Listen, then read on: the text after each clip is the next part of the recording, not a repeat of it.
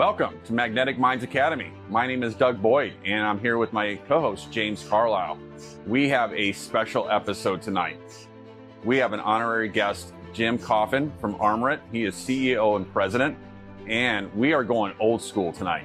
So we are going to set up for a brain and go over sequences and slices that we used to do back in the late 80s. And then we're going to compare them to what we're doing today.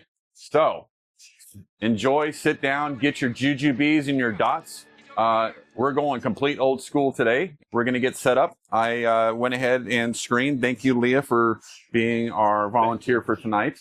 Did the timeout procedure, did our screening form. Again, I know I sound like a broken record, but even though that we scan Leah already, it doesn't matter. We screen patients all the time. It doesn't matter if they had an MRI yesterday.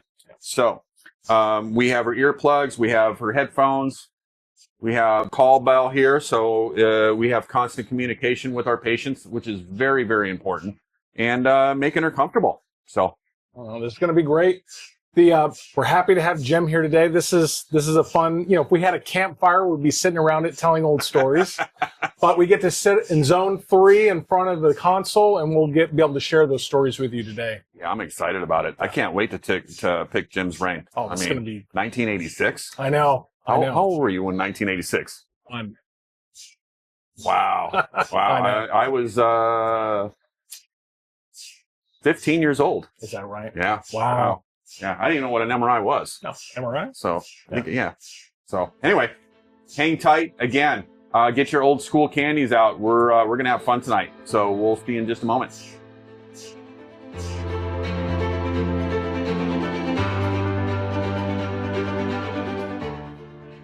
Welcome back, everybody. And just want to say a couple things before we get started. Jim, thank you for joining us. And you're more than welcome. It's an honor. James and I really appreciate you sponsoring Magnetic Minds. The whole point of this whole thing is to educate. Yeah. That's right, exactly. It's all about education. So we want to thank you for taking your busy time and being with us today. So. One of the things we have to tell students is that when you graduate and get your first job, you're just scratching the surface. Yeah. So education is a lifetime endeavor. Yes, absolutely. And this is one of the educational venues that they should visit on a regular basis. No, we appreciate that. Yes, we do. So I'm glad to be here. Yeah, no, thank you. We're going to go real old school here in just a few minutes. James is just setting up a protocol. This is unbelievable. We were just talking about this just a few minutes ago about some of the things that they were so limited back in the mid-'80s. Yes, they were. No. The advancements are incredible. And we'll have time. Obviously, we're going to go over that. Yes. So you guys are in for a treat. All right, here we go. If you would go ahead and squeeze the ball for me. Thank you very much. All right, here, the first one's going to start. So I'm excited about this. Communication is so important. Jim, I completely agree. And I know, like I said before, I don't mean to sound like a broken record, but I'm going to be, because communication, having that lifeline with the patients, you have to have that. That's right. So these localizers, Jim, was it just was there even a localizer ran per Just se? one plane, and it took a couple of minutes, but at least 2 minutes to run the localizer, and it looked like an X-ray image. It didn't look like your localizers today. Right. And you get 3 planes. We do. And we get a gradient. And they're very serviceable. Right. They're good. They're diagnostic, They can be. When you set up a patient, can you tell our audience how you used to set up for an MRI? Well, we did have a laser light to mark, but also we used things like grease pencils on the aluminum rail of the actual table, and just ran them in on a big wheel with a bicycle chain. What? I assume it was MRI compatible. Right. Not fair. But it was definitely manual. There's no pushing a button and the patient went in. Wow. And part of it, besides with the laser, you had to use your eye and experience. And you learned as you went. You made a lot of mistakes. But back then, the mistakes cost you a lot of time. Oh, I bet. Can you imagine? And we're going to talk about the shimming here as well. What Jim had to do back in the day, how to shim, and each sequence that they had to shim each time. Right. In between. In between. So you would stop and enter zone 4. Right. For the one machine, which was at the time a Diasonics, which is now owned by Toshiba, all their coils had to be manually tuned with this long plastic screwdriver. You had to turn the wheel one way, lights would go off, come back on, and then you turn the wheel the other way until all the lights were off. And then that coil was tuned. As opposed to the Technicare, you used to have to type in this long computer sentence that you looked up in a book, and you had to memorize it. It was so long. Yeah. And if you didn't memorize it and do it correctly, type it in properly, you couldn't tune for that particular sequence. So this is like rudimentary programming. Very much. Yes. Wow. Like DOS. Yeah, exactly. Yep. Wow. Exactly. Yep. And Wow. and compared to today, you really got very little out of it. That's incredible. As I mentioned, the standard brain, when I first started in the early 80s or mid 80s, 86, the standard brain was only a T1 sagittal and a T2 axial.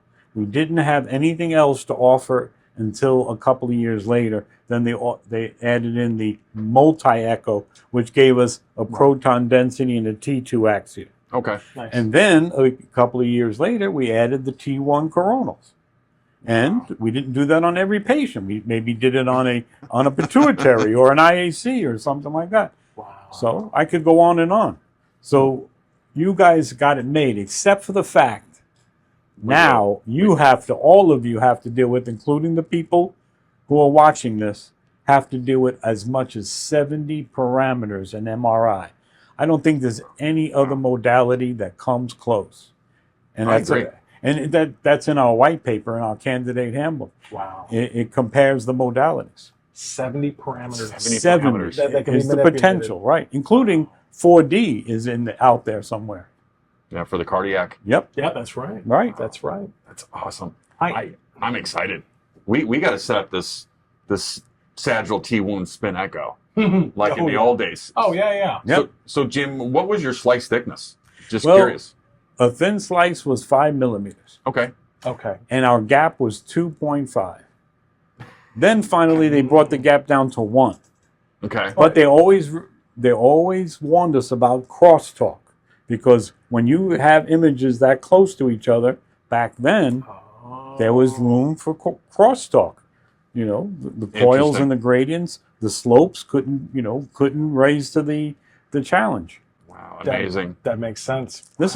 This started a lot of competition, and GE, Siemens, Philips, Hitachi, all of them stepped up to the bat. And How can we get better? Yeah, how can we get better? Kind of reminds you of what today's like with AI and deep resolve boost. Yeah. And Right. it's It's like we That's all great. drive cars, but every manufacturer calls it something different. right. To make it sound like it's only exclusive to them. Wow, Right. That's amazing. That's It is. amazing. Yeah. So let's look at the sagittal and Yeah. see what they look like. Well, in Spirit, we ran this. Wow. This sagittal was ran straight, orthogonal, in the sagittal plane. So there is no angle. We're not going to angle anything today. They couldn't angle. We couldn't. You couldn't angle back in the day. No. Nope. No. That was added on, I think, in maybe 89, 890, Okay. and it was very limited even then. Yeah, because I remember when I started scanning in '91, Actually, we were so excited that they came out with the stir and the coronal gradient. Right. and you see that you can angle a stack today. We Right. had to do it individually. So if someone came in, can you imagine if someone came in really kyphotic and their heads are, cocked up in the air and you can't angle?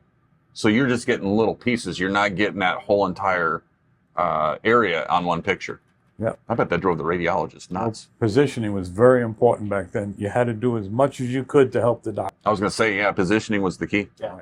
So we'll take this. So in the Spirit for Jim, so we ran a spin echo traditionally. This was to show nearly a 5-minute sequence. Wow. Not having the turbo factored in. I think back then it was like 7 minutes. I believe that. Yeah. Because we really didn't understand, number of excitations as much. We didn't know what we could get away with, and we were very scared to adjust the projections, which we could have gotten away with. Sure. We had to learn as we went because that's the way it was back then. Yep. We were too busy scanning patients. Yeah. How was the physics back in that day? I mean, did you guys really have a grasp of it, or was it just? I can imagine it was very minimal. Okay. In 1988, I went for a course, a Saturday course, a couple of hours on every Saturday. It was taught by a physicist. He happened to be at Memorial Sloan Kettering, and his whole lecture was about showing us pictures of the crane bringing a 1.5 Tesla up on the 9th floor. And in between showing us pictures of the engineering, he would talk about T1 and T2. Interesting. And that was 10 Saturdays, probably 3 hours every Saturday. And that was the extent of our MRI course. So every time I go back to the MRI, the other techs who taught me would say, "Hey, Jim, so what is T1 and T2? I say, "Well, I think T1 has something to do with the release of energy and winning the race back to equilibrium." That's what I got out of this. Okay. And then he said, well, what's T2? Well, on the way back, it's interacting with protons. The two protons are interacting with each other. Right. And that interaction is called T2 because that's why it's able to show disease better. So that was almost kind of like Pathology. like a decay thing, like Yes. what we learned today. Well, the decaying is going on anyway, so we might as well measure what's going on while it's decaying. Yep. So that was my big course on MRI back then. Wow. Jim, how long was that axial T2? 17 minutes. Okay, I was wondering because this being a spin echo, this is hovering at 12. I went That's to the. pretty good.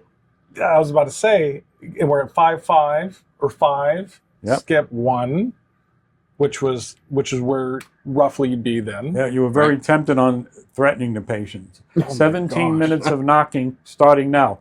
If you move, you'll never get a lollipop. But that didn't mean anything because if they moved in the last minute, they could ruin a little bit of all the images. Oh, wow. Very frustrating. That makes a long day, huh? Oh my gosh.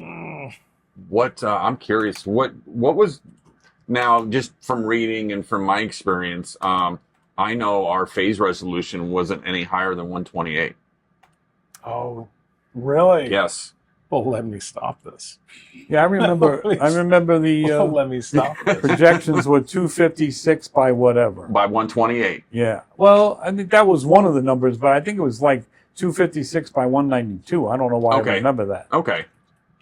Let's do that. Let's do 256 at 192. I think we were trying to get fast in those days, so I think we kind of cheated a little bit and dropped it down to 128. Well, but don't forget, I didn't understand it back then. We're fast. 9 minutes. Look how fast we are. Wow. That's not bad.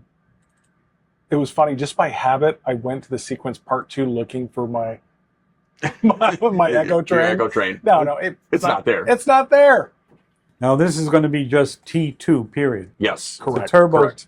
Turbo spin echo or not? No, this is traditional, Jim. Okay. We're going We're going to go true old school. Yes. Okay. This is awesome. So great. When these images come up, I want you to look at the white matter, Okay. which, as you know, is a darker gray, right? Right. So, are we going to do a T2 fast spin echo? Yes. All right. So we'll compare them. So I'll keep that in my pocket right now. Okay. Yeah, I'll keep that in my pocket. We have our diffusion. Just to say, you guys we didn't have diffusion. No. We had no flare. We didn't have gradient. And I believe when they first came out with gradient, it started with the spine. Right. And the joints. It was not even, brain was not even in the same category. Right. So now, and then they decided, oh, these look really good. So let's start trying them in the brain for bleeds or They became blood. standard. Yeah. I remember them in the early 2000s. We need everybody to get involved in the education of MRI techs and never think you know it all. And you said this before. Yeah. I'm sure you have too, James. Yeah. You never know it all. If you meet a tech who thinks they know it all, be very scared of them. Run. Yeah, Run. they're dangerous. That's what you made that point a couple episodes Yes, ago. you did. Yep. Exactly. That's why these episodes are so good, because you can go any time and look back at episode 1, 2, or 3 and learn something again. Because the first time you don't get everything. Right. The second time it's just like an old movie, a good movie. Right. The second time I never saw that before. I never saw that. Somebody does a cameo. Oh, absolutely. I agree. I've watched like Tin Cup and stuff like that. It's like one of my favorite movies, and it seems like I'll watch it and I'm like, oh, I don't remember that part. Yeah. You know. Exactly. So, no, it's true. Or you missed the joke that time, or you caught it the next time. Exactly. It's like watching an Alfred Hitchcock movie. You have to watch the cameo when he shows up in the movie. He comes up in every movie he's ever done. Yeah. But you got to pay attention. That's imaging is all part of that. Said about a year ago, they had a great article. You can reference it. 70% of the world still has no access to MRI. And all the big groups plan to change that within the next couple of years. And what's that going to mean for all the techs out there who are experienced? They're going to be called to come and help us learn MRI.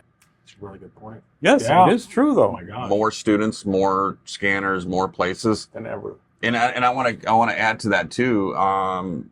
South America is really booming right now. What I hear. Oh yeah, I've heard the same. And really getting into action. Doing a wonderful job. Two more. And that's just the beginning. Europe, the UK. I mean, I hear and just rumor again. They say they're maybe 5 years behind us. right. Is that right? So I can't imagine that. Oh wow! So Very all nice. right. we have here our traditional spin echo. Okay. Oh yes, that Actually, was look pretty good. that was They look pretty good, actually. 3000 TR, 90 on the TE, and then here is our conventional today's Fast spin echo. fast spin echo, and I think it's iPad 3 from the Okay. P3. Yep. Wow. Yeah. To be honest, I like the spin echo. They The actually look detail, really good. the detail looks, but no one's going to run a So- 9 minute, 10 minute No. spin echo. Wait, today. but on the fast spin echo, Oh. that's up there, and we haven't done it yet. This happens. This one knocked out because it was quick. Right. We snuck that in. Okay. Right there in the middle. So how many echo trains on that one? Good question. 17, That was up to 17, which we know we could have pushed up higher. 24. Okay, so when we were first doing fast spin echo, the doctors would tell us, "Oh, could you adjust the filming of the images, make the white matter not as bright?" I said, "Wait, but white matter on a T2 shows up." Yeah, but it's showing up brighter on these fast spin echoes. And the reason I'm saying that is maybe we didn't get enough information on the echo trains. That's funny. So they used to tell us, film it out. Interesting. In other words, make it what it should be. Interesting. So that's Wow. Yeah, that's why awesome. education is so important. It is. A lot of sites came up very quickly, and a lot of them would not pay for applications after they bought their machines because they wanted to get the patients done. Yeah. So the tech had to learn as they went, and sometimes they suffered because of that, and of course the patient and the doctor suffered. That's amazing. They should have. The ideal situation was to send you to school. Right. I don't know how many times I was scheduled to go to school, and then they canceled it last minute. Yeah. No. We're too busy. Yep. I mean, my training, back when I was learning MR, there was no schools.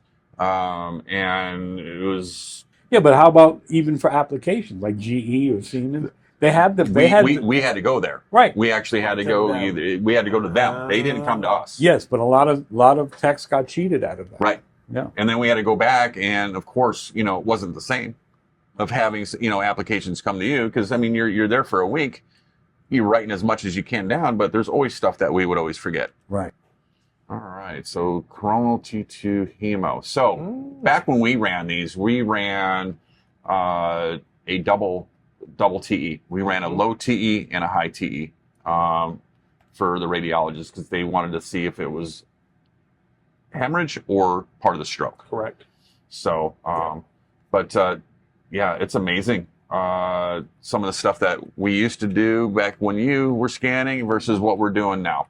And, no, this has been an awesome episode. And thank you so much for taking the time to sit with us tonight. Thank you. I learned so much just by sitting here, because this is amazing modality. It is. It is. From day one to now, and you don't know what's coming down the pipe. No, the next 5 years are going to be extremely awesome, I think. Yeah, we are. So, but we want to thank you guys for joining us. Again, please subscribe. ARMRIT 2025. If you haven't signed up, September 23rd and 24th. If you want a room at Circa, I think there's just a few left. If not, if there even if there's any available. So the last word I got, there was just a few. So by the time I'm sure this episode hits, it's going to be sold out. So get your room, get to ARMRIT. We have awesome speakers. We have our president and CEO right behind us. Right here. And no, we're excited. I think it's one of the best conferences out there. So don't forget, we're celebrating our 20th anniversary. Oh my gosh, Oh, yes, that's it right. is the 20th anniversary for ARMRIT. So this is a big year. And on top of that, we are giving away a couple of books. In fact, there'll be a booth set up. We'll be there, so you'll be able to say hi. Yes, Yeah. yes. And one other thing, Magnetic Minds Academy is giving away a 2026 registration for ARMRIT next year. And that's going to be for our subscribers only. So subscribe. It's free. It doesn't cost you anything. We are going to let everybody know who the winner is on day 2 at ARMRIT. There we go. Yeah. So, but thank you guys again. And just want to thank Radiology Today and CourseMed for supporting us as well. And we'll see you on the next episode. All right. Cheers, guys. Take care. See ya.